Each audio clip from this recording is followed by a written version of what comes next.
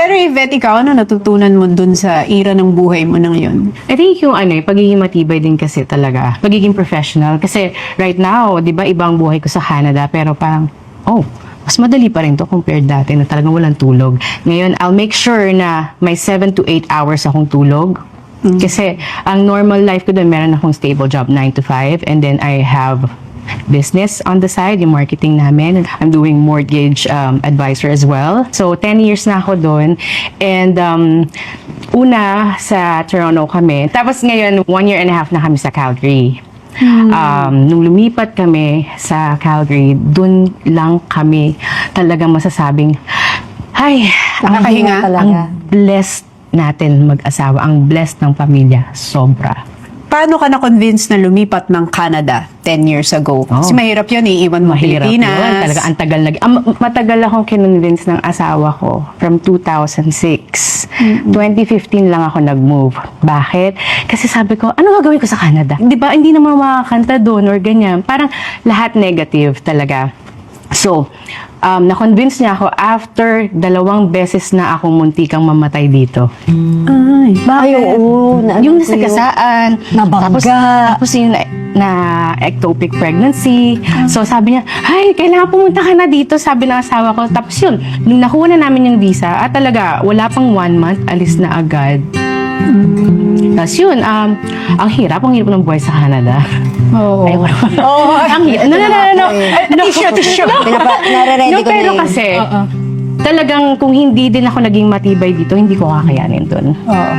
Laging sinasabi na akala nyo lang masaya kasi sa ibang bansa, pero hindi nyo nakikita yung hirap, pagod, luha, pagtitiis, lahat ng sakripisyo. No, kasi, Iba yung eh. ibang bansa, di ba? Iba.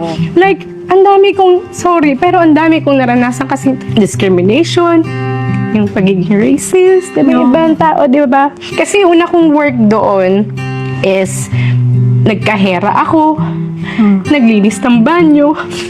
Tapos, siyempre, diba, walang nakakaalam eh. Kasi, siyempre, diba, parang tuloy mo na lang yung buhay mo. Ang nakakaintindi lang sa akin yung husband. Tapos sabi ko, ay, ito lang ang sahod. 10 oras akong nakatayo. Isang kantahan ko lang to mahigit pa. Parang gano'n. So, ang mahirap doon is nung unang mga panahon ko is yung ugali ko na nagko-compare ako. Which is hindi tama. So, kapag nag-ibang bansa ka, iwan mo lahat kung anong meron ka dito and mag-start ka sa simula. Para kang nag-start from zero. Yes. So, yun, yung sobrang hirap na yun sa trabaho, nag-decide ako na makapag-aral. Ayun, so nakagraduate ako doon sa Canada, Accounting and Payroll Administrator. So, yun, medyo simula nun, naging okay-okay na yung mga work, pero hindi talaga may iwasan yung may mga manlalait talaga sa'yo or magda-doubt sa'yo. Minsan, kapwa mo, kalahi, or ibang lahi din. Pero yun nga, kailangan mo lang talagang maging matatag sa buhay. Kasi, doon ka magiging matibay and pag nag-look back ka, kung anong meron dati, ngayon mo sabi mo, I'm blessed.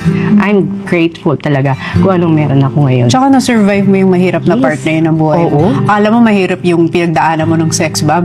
Mas mahirap pala yung mga totoong laban ng buhay. Oo, kasi yun dito talaga Na yung bawal bumawi. Totoo. Doon bawal talaga wala bumawi. So, na. doon talaga yung laban-laban. Literal na laban-laban. Literal na laban bawal. Kasi wala ka nang bawian dahil nandun ka na and meron kang anak. May asawa may ka pa. asawa ka na kailangan hindi makita sa'yo yung kahinaan mo. Siyempre, nanay tayo, di ba?